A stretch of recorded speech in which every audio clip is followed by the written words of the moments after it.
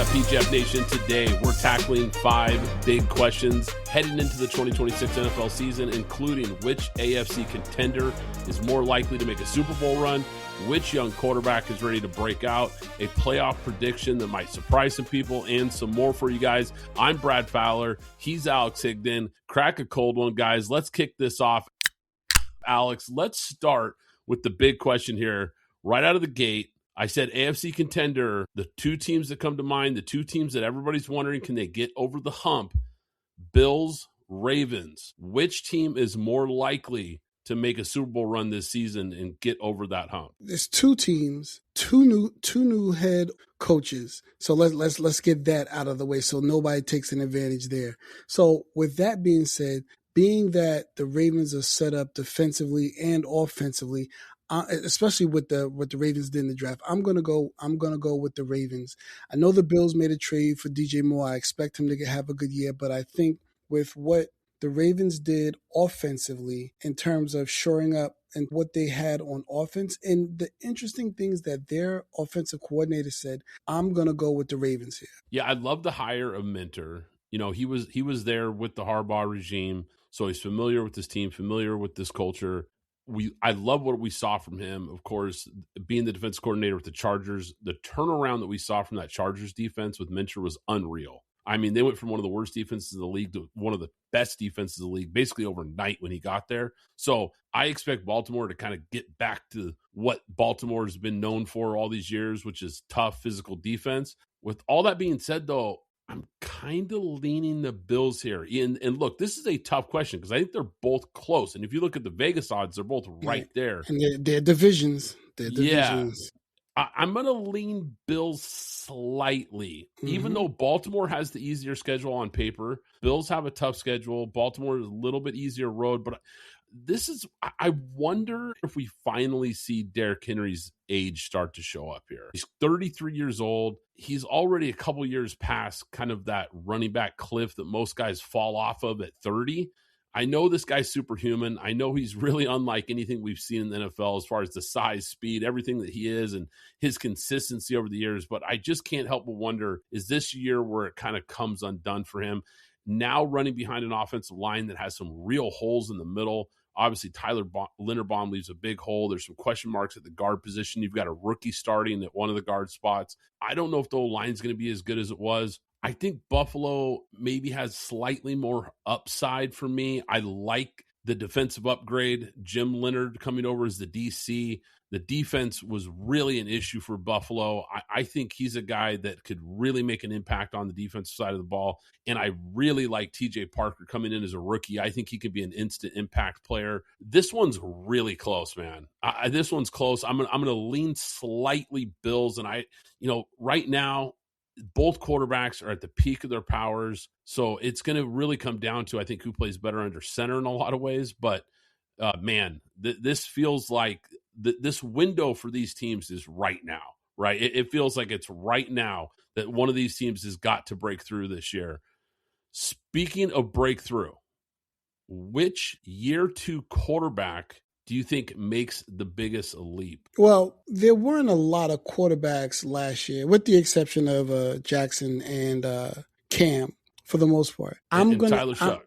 Oh my gosh, yes, Tyler Shuck. And you know what? Let's throw Shador in. Let's throw Shador in there as well. And I was going to say Shador could be in this conversation. So I'm going to go with Cam because of Brian Daboll, right? What Josh Allen did, and Cam plays off schedule as well. He's learned to play on schedule as he's gotten older, but Cam initially was playing off schedule a lot. And I think what he did for Josh, he can do for Cam at a lower scale. Obviously, Cam isn't Josh, but he can do for him at a lower scale. And they brought in weapons now. They brought in Carnell Tate. They brought in Wendell Robinson. They still have Calvin Ridley. And they still have a couple of other guys as well. So I think that the weapons that they have, 2 of those guys are gonna flash through. Actually, you know what? Wendell Robinson is a solid 3 guy. Yeah. So Dyke, Tate, And really, it's up to two of those three guys to work something out. Two of those three guys, actually two of those guys to work something out between Dyke and really for the most part, because they're the ones that's gonna be cut. One of those is gonna be cut next year, and Wendell's gonna slide right into the slot. So I like what he has there, and I don't shame what the Giants have done with Jackson Dart and what they've done with their offense, but I don't know if Jackson Dart can revert back from running and can keep himself healthy for 17 games. Cam Ward is a good pick. Carnell Tate, obviously number 4 overall pick. You add him, like you mentioned, Wan'Dale Robinson. Now you've got some legit playmakers. I mean, they just didn't have enough guys for him to throw to. But not only that, you bring in Robert Saleh, an experienced head coach. Brian Daboll is the OC. And like you said, we've seen him have success with quarterbacks. Like you mentioned, Josh Allen, and also with Jackson Dart last year. We saw Jackson Dart flash in Daboll's offense. It's a quarterback-friendly offense going all the way back to his days, when he was at Alabama, right? Actually, Daniel Jones as well. I mean, he did have the 1 year with Daniel Jones. Right. Yeah. Daniel Jones might have had his best year with Daboll. Yeah. So, no, you're right. You're right about that. I think it comes down to the weapons around him, I think, are definitely a huge upgrade. Like you said, I think the offensive coordinator is a big upgrade. I think Jackson Dart when you bring in Isaiah Likely, Darnell Mooney, Calvin Austin, he's getting some reliable veterans in that room too. I really wish Malik Neighbors was healthy. I think that would be a huge upgrade if you had him. And obviously there's big question marks about his availability going forward. Cam Scatteraboo, we don't really know what he's going to look like coming off the injury. So there are some question marks there. I do think that Jackson Dart's an interesting one, though, because we saw some real flashes from him. Can Matt Nagy kind of get the most out of him in a new offense? But once again, Cam Ward and Jackson Dart, new coaching staffs, new offenses. So I think there are some question marks there. Even though I like the moves on paper, Tyler Shuck's the only guy with real continuity. Yeah. And I think that's important, especially for a young quarterback. He's coming in year 2, the only guy with the same head coach, same system, same play caller. More weapons. Right. And now you get him a rookie receiver, Jordan Tyson, who, if he can stay healthy, we know how talented he is. You put him opposite Chris Olave. Now you've got a real 1-2 punch for him. I think Tyler Shuck, I mean, from what we saw too, the growth that we saw from him, especially the second half of last year, he's a guy to watch, man. He's a guy that could really take off here. So this is an interesting quarterback class. I mean, look, we went into that rookie class saying it's a 1 quarterback class. Basically. Right, yeah. Turned out it was actually a better quarterback class than we thought. So it's going to be a fun one to watch. You know what? Before we move past, I want to mention Shedeur because, and I know that Deshaun Watson is keeping a push, and I think the Deshaun Watson pushes to them to finally trade him before and then roll it out with Shedeur, but with Denzel Boston, the other rookie wide receiver, and they have Jerry Jeudy, and they have Harold Fenton, and they have Quinshon Judkins, and they have and let's see if Todd Monken can settle Shedeur down. Put him on a rhythm the same way he settled Lamar down and put him on a rhythm and start to see him take advantage of all those weapons that they have there. Offensive line, we have to wait and see because they scrapped their whole offensive line last year and brought in a whole new offensive line this year. So we have to wait and see. But if he can settle Shedeur down and get him in the Lamar rhythm, I think it could be possibly Shedeur over all of them, to be honest with you. Quick shout out to our friends at props.cash, the best player prop research tool in the game. Props.cash lets you scan thousands of props across sports books to quickly spot the highest value opportunities. You get real-time injury and lineup intel, advanced filters to find exactly what you're looking for, and even correlated player props so you can see what tends to hit when a player goes over their line. They cover NFL, NBA, MLB, NHL, college football, college basketball, and the WNBA. It's legit next level prep. If you're serious about betting smarter, go to props.cash and use code PGF25 for 25% off your first month. That's code PGF25 for 25% off your first month at props.cash. The official ticketing app of Pint Glass Football is now SeatGeek. I can't recommend them enough, guys. I've been using SeatGeek for years. You want to go to a game this season? SeatGeek is here to take the confusion out of buying tickets, making sure you get the best seats at the best prices. With SeatGeek, you'll never have to worry about overpaying for tickets again. How? They put a 0 to 10 score on each ticket, so you know you're getting a good deal. But here's the real game changer.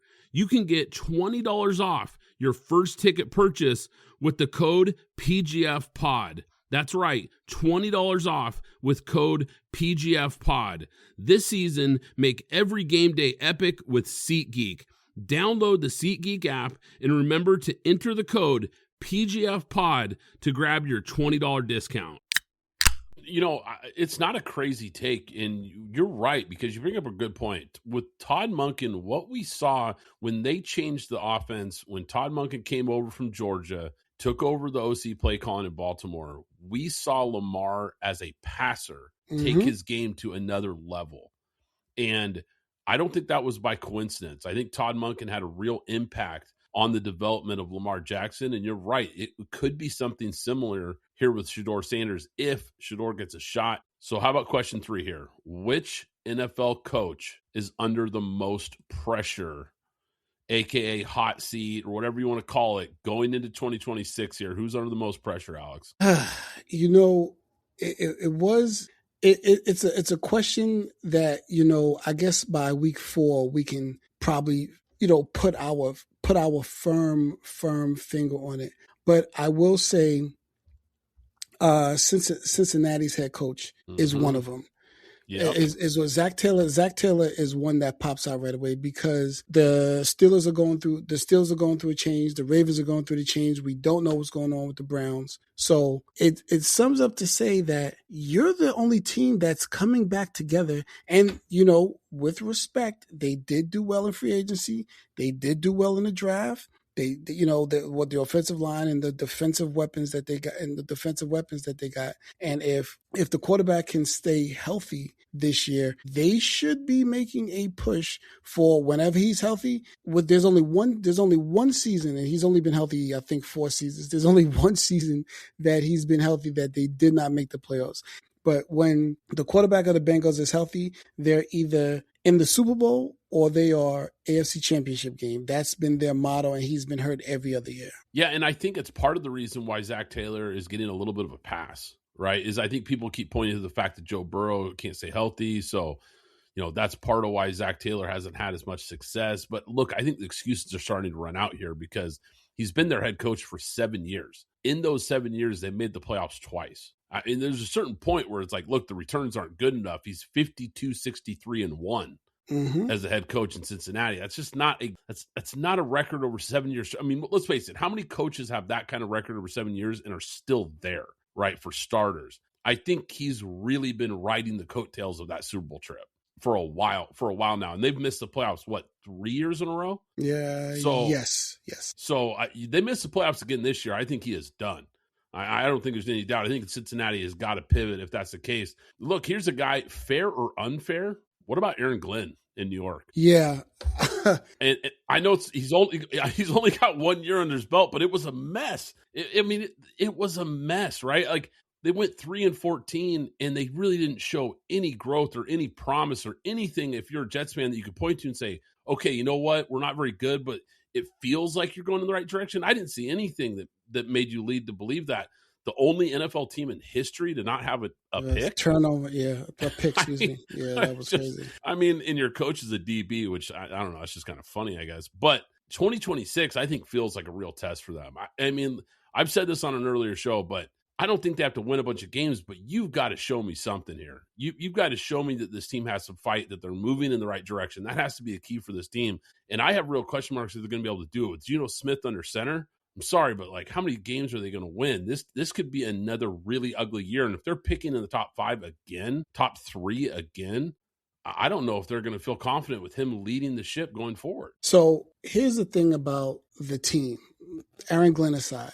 They nailed the draft. Well, on paper, they nailed the draft. Like, Absolutely. and they And nailed free agency. right. They nailed the draft. They nailed free agency. They nailed their trades. And if you step back a few draft picks, with the exception of Zach Wilson in the first round, and at least in the first round, they've nailed their picks, every last one of them, including the two tackles that they drafted. Olo Fashanu And and Armand Minbu. Armand Membo. So they're solid. Now, what I've learned from, and as a Raider fan, what I've learned from Geno Smith is if you don't have protection, you're not going to have Geno. And the Jets probably have a top 5, if not top 3 offensive line that they have the two of the best younger guards. They have I think a center that they now moved to guard, Joe Tippmann. I think they moved him to guard, and Josh Myers is starting as, if I'm not mistaken, he's starting center. And they have Dylan Parham at the other guard. They have two tackles, and then they have a solid interior offensive line. If they can hold up and be let's just say a top 10, top 20, top 12 offensive line pack, I think that Geno can be what I said he was going to be with the Raiders, which was 25 and 15 and 3,500 yards. And if he is that with those weapons, they're going to win 7 games. Now, I'm not saying they're going to the playoffs, but they're going to win 7 games, and they're going to upset the Patriots 1 game, and they're going to upset the Bills 1 game if upper management allows Aaron Glenn to do his job. That's what I'll say about that, because Frank Reich is a solid offensive coordinator, real keen on the quarterback position. I think they have the players. I think they have the offensive line that they can win 6 or 7 games. Yeah. The only pushback I'd have is I don't know if Frank Reich is a solid offensive coordinator in 2026. Okay. What I saw at Stanford, it makes me wonder if the game has just passed this guy by. I mean, honestly, and I know you want to bring in an experienced guy. You're a young coach. That's especially when you're on rocky footing. That's usually the move, right? You go find an experienced guy to kind of help your staff. So I understand the move. I don't know if it works in this current NFL, but we'll see. I've got 2 more names before we move on that I think are worth mentioning here. Todd Bowles in Tampa Bay, with the collapse that we saw down the stretch, there's a lot of rumbling that he could be in trouble if they don't get back on track. And a name that I think might surprise people is Nick Sirianni in Philly. I don't think is necessarily safe. If this team underachieves, and as crazy as that sounds for a guy who's made multiple Super Bowl runs and has had a lot of success in Philadelphia, if I'm just saying, if they have a season where they underperform in the playoffs or have an early playoff exit type of season again, I think his seat could heat up really fast. Okay.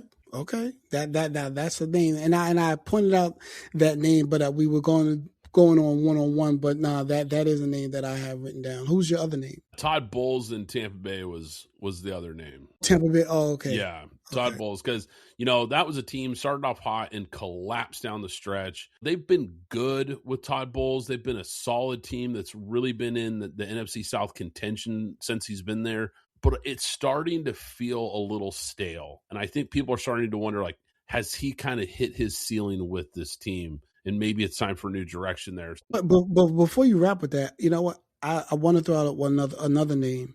Watch out for Dan Quinn. Yes. Watch out for Dan Quinn, because there's the OC leaving or whatever it is, and he can't get the defense right. He's a defensive coach, and watch out for Dan Quinn, because when he peaked early. If they don't righten the ship for Jaden Daniels, he's going to be out. Yeah, no, that's a good name to watch. Absolutely, because if they disappoint, you're right. That could be a guy that could be on his way out, and maybe a guy that people aren't really circling as far as hot seat guys. He could absolutely be a name. All right, question number 4, Alex. Biggest surprise playoff team. Who's going to surprise this year? We're not talking about Bills, Ravens. We're not talking about the teams that everybody expects to be there, right? We're not even talking about the Broncos or teams that have had a lot of success, right? We're talking about a team that you think could maybe surprise some people and make the playoffs this year. I have 2 teams, but I'll start with this one. I believe Dallas is going to win the division this year.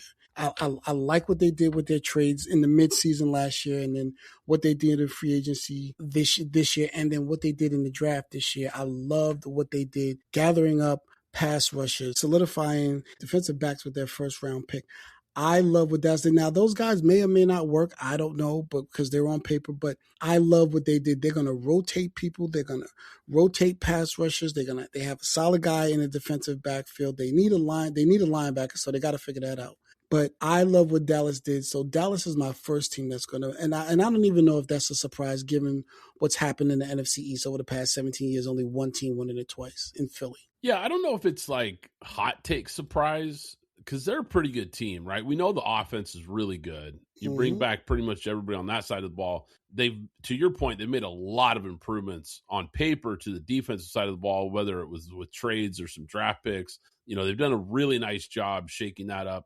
And then you bring in a new defense coordinator, big question marks about him, an unproven guy, but he's a branch off of the Fangio tree. So it's kind of expecting success, right? It's similar to the McVay Shanahan tree on offense. You're just looking for guys that worked with Vic Fangio at this point, because it's basically everybody on defense is running some form of his defense, and everybody on offense is running a Shanahan McVay offense. It's just kind of how the NFL is right now. But look, on paper, I don't think there's any doubt they should be considerably better. I'll give you my surprise playoff team. I'm going to go with the New Orleans Saints. Last season, started out as a mess, but this is a team that just quietly improved as the year went on. They win 4 of their final 5 games. This offseason, they made some nice moves. They bring in Travis Etienne. Now you've got a nice 1-2 punch in the backfield. We talked about Jordan Tyson, a top 10 pick they bring over from Arizona State in the draft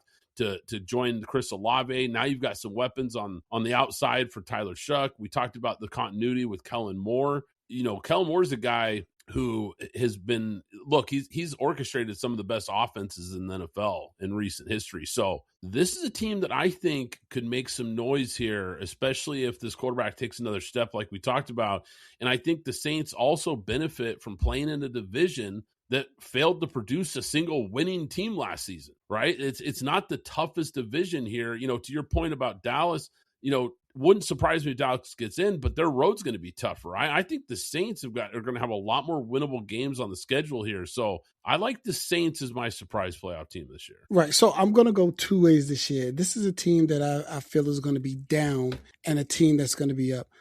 I think that the Giants have a very strong possibility, and I know this is kind of weighing on the Eagles to how good they're going to be. But 3 teams can make it in a playoff run. But I think the Giants have a shot to win defense, and I think Washington is going to end up in last place in this division. I don't think Washington has done enough. I don't think that Jaden Daniels is strong enough to last the season, and this goes back to my original point on Dan Quinn. Probably on the let's just say on the hot seat right now. But I think the Giants have a strong chance to make it late and, maybe be 9-8 at the end of the season. Look, why sugarcoat it? Let's just go full blown hot takes here, right? Okay. Jaden Daniels turns out to be a bust. The Commanders miss the playoffs and Dan Quinn gets fired. They blow this thing up. Let's just go scorching hot. Why not? It's June, right? Let's go for it. Yeah. You listen, there's a lot of things that happen off this app and things that I said. But there's a lot of bets on the table with this team, and I'm telling you, I don't see the Washington having a positive season. So yeah, you have another team. Well, I was just going to say we have some mutual friends from Maryland. We'll just keep it at that. Right? Yeah. So you mentioned the Giants. Yeah. Let's round this out here with the 5th big question here, because it involves the New York Giants. Mm-hmm. Which is more likely? The Giants win the NFC East. I know you picked the Cowboys, but we're just for this hypothetical, more likely that they win the East or the Vikings win the North. Now, before you get into it, I'm going to preface this because the reason I picked these 2 teams is because I feel like, for one, they're very close in the Vegas odds, right? Mm-hmm. One is a 7.5 win total. The other is 8.5. So they're kind of in that same middle tier range where Vegas thinks they're both going to be good, maybe not great.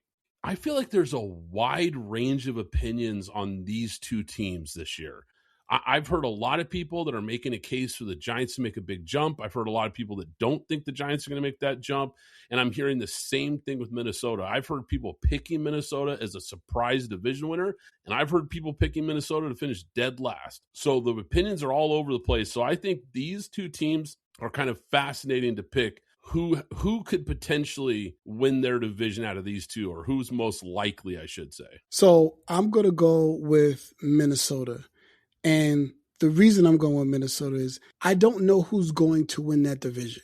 So like we again, we're just talking about what's on paper right now. And I said, oh, Dallas is going to win the East because I feel strongly about that. I like what every team has done. I don't know about the NFC North. I think it's the toughest division. Not to say that, what's going on in the NFC West or the AFC West. No, I think all four teams have a possibility to make the playoffs.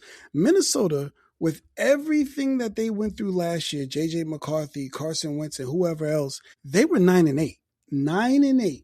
Green Bay, they started out like a monster. They ended up 9-7-1, and Chicago finally raised up to the potential that we felt that they were, and they went 11-6. But Green Bay, Minnesota, and Detroit were all basically 9-8, and Chicago was 11-6. I think only one team may make the playoffs this year because they're going to beat up on each other, and I think it might be Minnesota that ends up on top. Right now, Minnesota is very quiet on Kyler Murray. I know what everybody thinks about Kyler Murray, but with Kevin O'Connell, and Justin Jefferson, we get to see a few different things. So we'll just wait and see about that. But I don't know. I think that what Minnesota did in the draft and what the defensive coordinator has and Kevin O'Connell, I think they may have a chance. And plus, the Minnesota, they only have weeks 7 through 11, and I'm including Indianapolis in that. 7 through 11 is their toughest realm. If you look at the Giants in their season with Indy, San Francisco, Seattle, Cleveland, and then Detroit, Dallas, and Philly. That's how they ended their season. And if you look at Minnesota, week 7 through 11 is their only tough schedule where they face Indy, Detroit, Buffalo, Green Bay, and San Francisco, and that's it. And then they face Atlanta, Carolina, the Patriots, Detroit, Washington, and the Jets and Chicago. All winnable games. So I don't like where the Giants end the season and where Minnesota ends the season. So I'm going to pick Minnesota there. Well, I'll say this. I think either one of these teams winning their division would be a surprise, right? And that's part of why I took these teams to be this question. I'm going to lean Giants here winning the NFC East over if I had to pick one more likely. Now, like you mentioned, the Vikings bring in Kyler Murray, but I don't trust Kyler Murray. This is a guy that hasn't won anything in the NFL. And I know it's probably an upgrade on paper from what we saw from J.J. McCarthy and the quarterback situation there, but I still maintain this feels like an odd fit in Kevin O'Connell's offensive system. He just doesn't feel like a guy that fits that offense. There's a reason Kirk Cousins was so good in this offense.